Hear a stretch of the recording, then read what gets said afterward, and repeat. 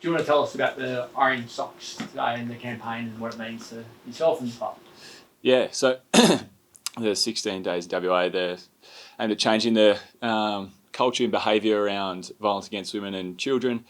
Clearly a very important issue within the community. I've still got my fingernail painted for the Polished Man initiative. It's something that affects women and children a lot in Australia.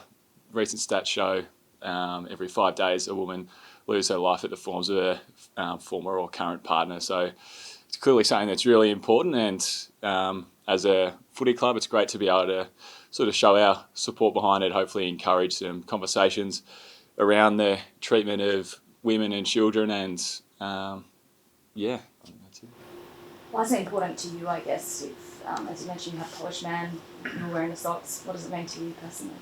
Yeah, well, I'm someone that loves his mum, loves his sister, has a lot of women in my life, and those statistics that a woman every 5 days loses their life is just terrifying, really, to think about it. And there's been numerous instances throughout this year where it's been in the public eye, the treatment of women in particular at the form of men. And I think as a male-dominated industry, we can play a part in changing some of the culture and the behaviour and the language that we use, because a majority of men aren't bad and behave in a way that's acceptable, but we all play a part in the environment and the culture that we engage in, and football culture, male sporting culture is not perfect, and there's definitely things we can do, and I think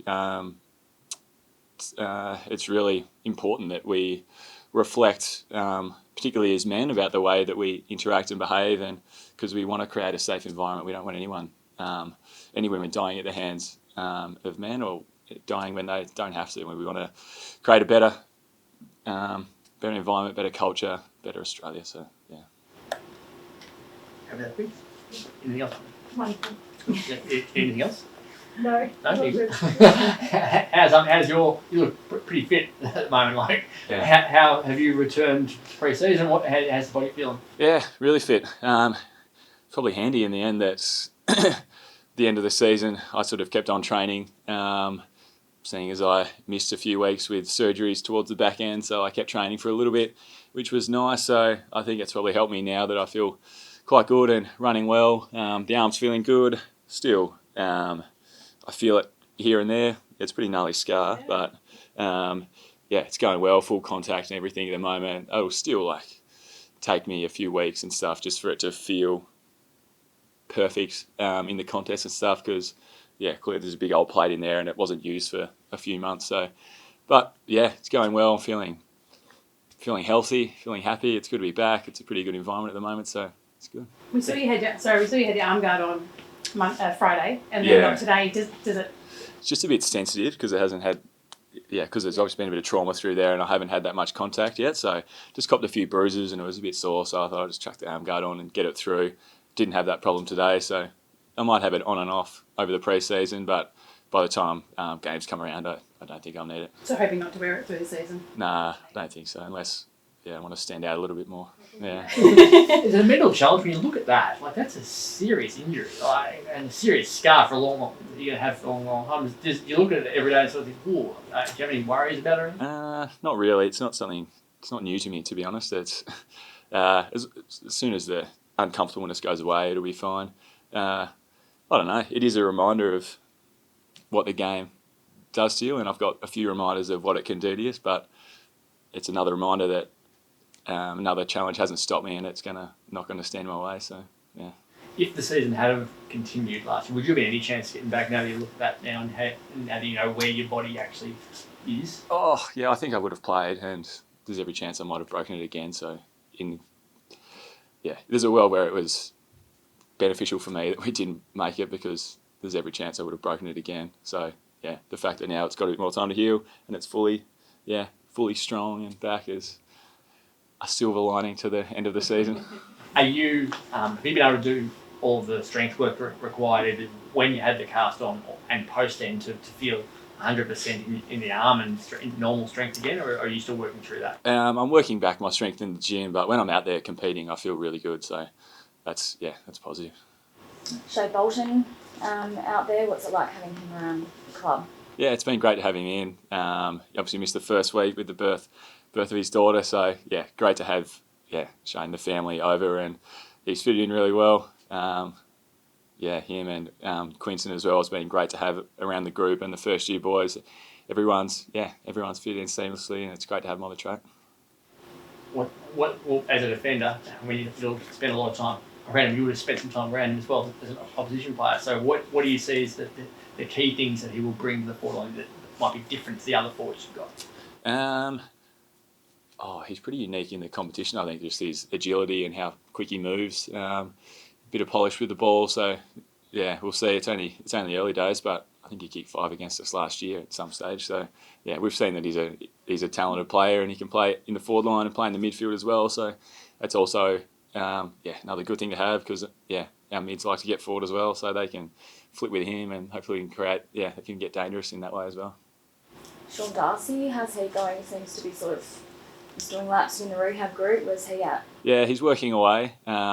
Recovering from significant work on his knee, and he's working a lot on his technique and getting things back, and it's a bit of a slow process at the moment, and then as soon as he hits a few KPIs, then we're hoping that he'll be trending a bit quicker. But he's been doing a amount of work. He spent a lot of time in WA over the off season, and he's in good spirits. He's still been a good presence around the group. So we're hoping that I'm not sure what the timeline is at the moment, but that he can just keep pushing along and the knee feels good, and then he can start to build up, and we'll see him.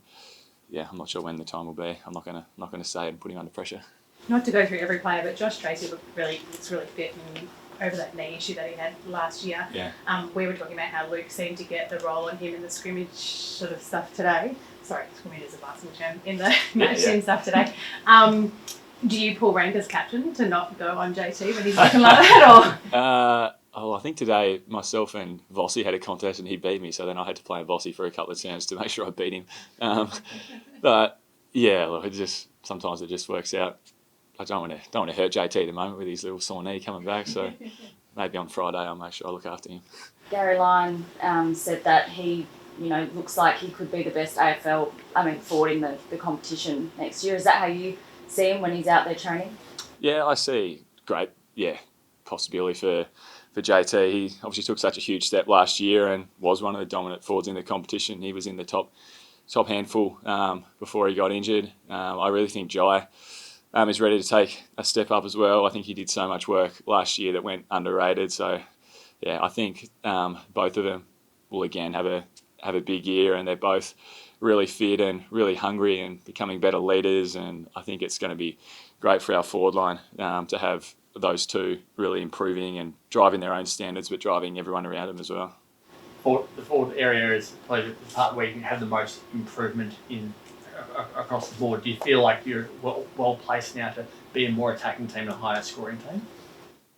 Yeah, I think so. I think we're looking to improve on last season clearly, and a bit of that was some polish going forward and the way we improving our scoring and defending a little bit more aggressively, and we can defenders can play a bit of a part in their scoring as well. So there's a few different areas we want to improve on, but I think we'd like to kick a few more goals, and I think the fact that we've got some of those young forwards who took a step last year and are going to take another step this year hopefully will hold us in good stead, and it's exciting. At this time of the year it's always forwards v back, so I'm trying to keep the scoring to a minimum.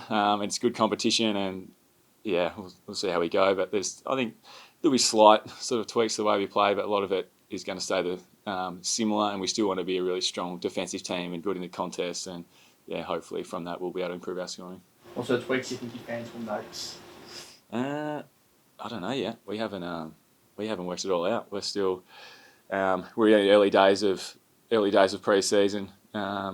So look, there's a few little things that we're doing. I don't know how much in depth we're going to go. I think we're going to try and get a bit more aggressive defensively. Stop the ball, win the ball back a bit quicker. New defensive coach, Twig Rawlings has been great for us, and I think giving a lot of our defenders a bit more confidence, and might see a bit more run and carry, a few handball receives for the key defenders as well. So look, it's maybe me and Coxie will deliver a few goals for us. So he's obviously tall like yourselves and played the key position himself. So what does that do for you when you've got someone who you can relate to a little bit as a defensive coach? It doesn't mean too much how tall he is. He's a good man, very relatable. He's had some great experience at Norwood the last few years, and he's had many different roles as a coach. He's played a few different jobs, different clubs, head coach, assistant coach, and I think he's got a real good grasp of where his coaching lies at the moment, and he's been a really good breath of fresh air for some of the defenders, and we love him and looking forward to working with him. And You only had yourself, Luke, and Brennan on the field together twice all of last season. He got injured. Yeah. Cox got injured in one of them. You got injured in the Yeah. second one. So you never got a full game out of that group.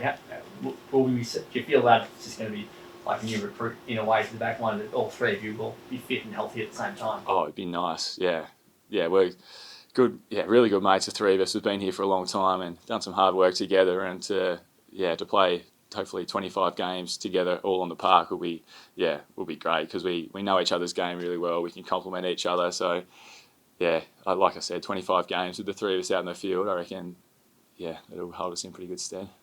We're going to ask about the song. Yeah, I think we should. So is that a tactic from the construction workers to play the Collingwood theme song while you're training today? Did you notice? Well, I'm not sure if you spoke to the construction workers, but we heard it.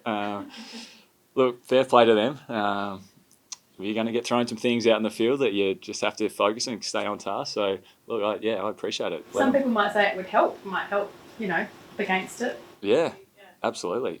What else have they got? Just bring it, throw it at us. We can take it. What did you think when you heard it the first time? I did question whether it was coming from our speaker, and I was a bit like, what the? But then, heard it from the construction workers, and look, we're not all Freo people in WA, so maybe they are Freo people and they're trying to just build a bit of resilience amongst us. So either way, I liked it.